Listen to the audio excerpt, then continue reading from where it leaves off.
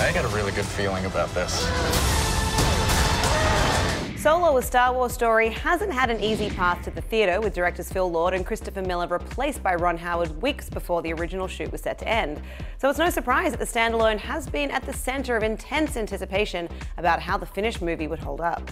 Ahead of the movie's May 25th release, the reviews are out and the responses seem to be as uncertain as the film's future once was. The Hollywood Reporter's own Michael Rechtschaffen seems on the fence as he notes that Howard gets plenty of entertaining mileage out of Han Solo and company's formative years, even though he never quite manages to launch the Millennium Falcon into hyperdrive.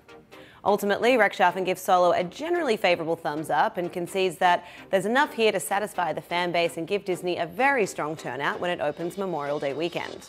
Certainly, it seems Solo is a movie that divides audiences when it comes to its charm, or lack thereof.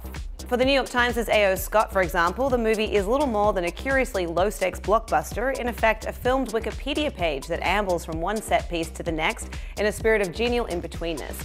It doesn't take itself too seriously, but it also holds whatever irreverent anarchic impulses it might possess in careful check. Writing for the Washington Post, Anne Hornaday was also unimpressed, writing, "For the most part, Solo is a conglomeration of set pieces we've seen before.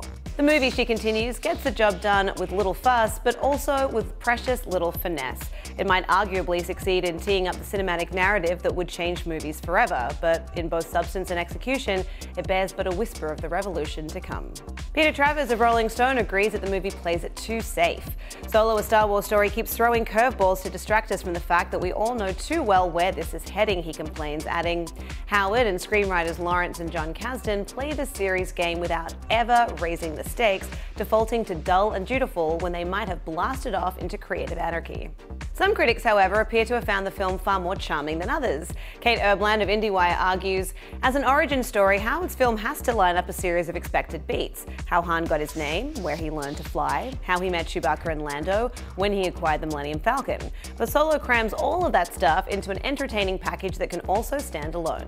It does seem that most are on the same page when it comes to the film's stars. Everyone agrees that Alden Ehrenreich does a good job as Han Solo. Critics love Donald Glover's Lando Calrissian, and Phoebe Waller-Bridge's L337 apparently steals every scene she's in.